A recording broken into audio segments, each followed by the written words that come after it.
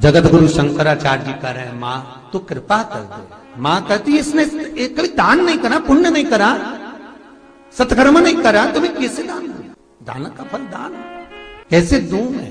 मां पूर्व में मान लो इसने जितने जन्म लिए उस जन्म में अगर कोई दान नहीं दिया तो आज आंवला नवमी के दिन आज तो दान दिया है। लक्ष्मी जी बोलती है जो अभी करेगा इसका फल तो बाद में मिलेगा।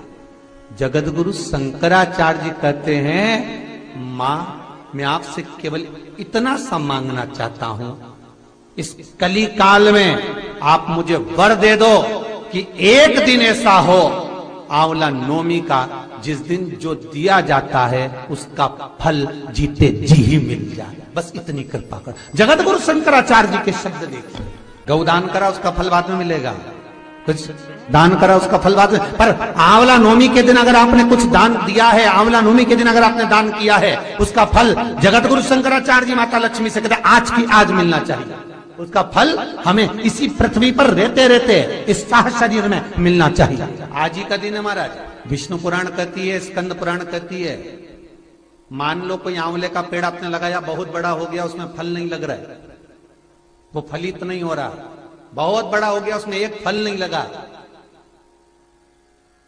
तो किसी पवित्र नदी का, गंगा, यमुना, सरयू, नर्मदा, क्षिप्रा, मंदाकिनी, गोदावरी, किसी पवित्र नदी का जल आपके पास में हो, तो आज आंवला नवमी के दिन जो फल नहीं रहा हो, वृक्ष जिसके अंदर आंवले ना लगते हो, आंवले का वृक्ष बहुत बड़ा हो गया, फलित नहीं हो रहा, आज ही के दिन एक कटोरी में जल लेकर नारायण नारायण और शिव का स्मरण कर कर उस पेड़ के नीचे डाल दिया जाता है, तो वो पेड़ जो है, वृक्ष जो है, वो फलने लगता है, उसमें फल लगता, और इतने फल लगते हैं कि आपको आश्चर्य होगा कि इसमें तो फल ही नहीं लगते, पर इतने फल कहां से आए।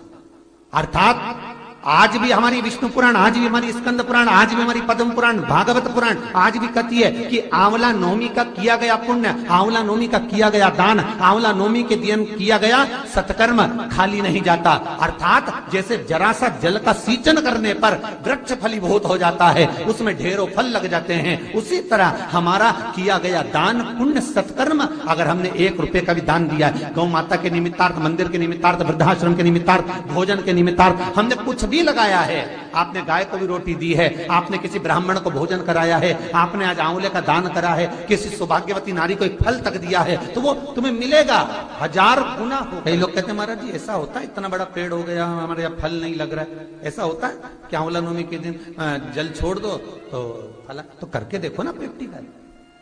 ना महाराज कहीं जा रहा है, ना आंवले का पेड़ कहीं जा रहा है, ना तुम कहीं जा रहे, करो। पर विष और आस, जम के बोलो विश्वास, विष को त्याग कर आस पकड़ कर रखना, हो जाएगा। आज ही का दिन है आंवला नवमी का।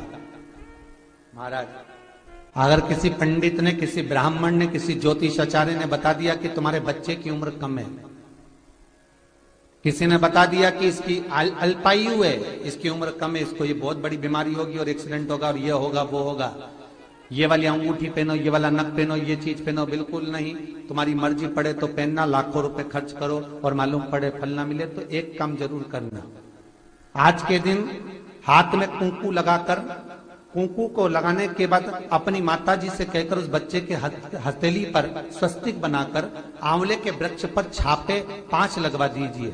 वो बच्चा कभी अल्पायु नहीं मर सकता, उसकी उम्र में वृद्धि होगी, उम्र कम नहीं हो सकती, उम्र बढ़ेगी। सौभाग्यवती माताएं आज आंवले के पेड़ के नीचे पूजन क्यों करती है? सौभाग्यवती माताएं आज आंवले के पेड़ के नीचे फल का दान क्यों करती है? सौभाग्यवती माताएं आज ब्राह्मण को भोजन आंवले के वृक्ष के नीचे क्यों कराती है? सौभाग्यवती माताएं आज आंवले के पेड़ के नीचे बैठकर भोजन क्यों करती है? अखंड सौभाग्यता के लिए कि आज मैंने अगर एक बिंदी भी दी है, अगर आज मैंने मेहंदी भी दी है, आज मैंने जरा सा कुंकू का भी दान आंवले के वृक्ष के नीचे करा है, तो उसका फल मुझे 1000 गुना मिलना चाहिए। मेरा सौभाग्य अमर होना चाहिए, अजर होना चाहिए। रहेगी तो रुक्मणी तो रही, सतभामा श्रवण, इतना भजन करा गुणवती ने, इतना भजन करा, भजन की प्रबलता इतनी थी कि लाभ पाचम के दिन से जो तप साधना में लगी, 7 नियम जो कार्तिक के थे, दीप लगाना, संयम रखना, विश्वास रखना, भूमि पर सोना, दलहन पदार्थों का त्याग करना, शरीर पर तेल ना लगाना, सात्विक प्रवृत्ति रखना, ये सारे नियम, दीप दान, तुलसी अर्चना सब करा। पर उसमें भी प्रबल जो अर्चना करी उस सतभामा ने, उस गुणवती ने जो प्रबल अर्चना करी वो एक करी। क्या करा? उस गुणवती ने महाराज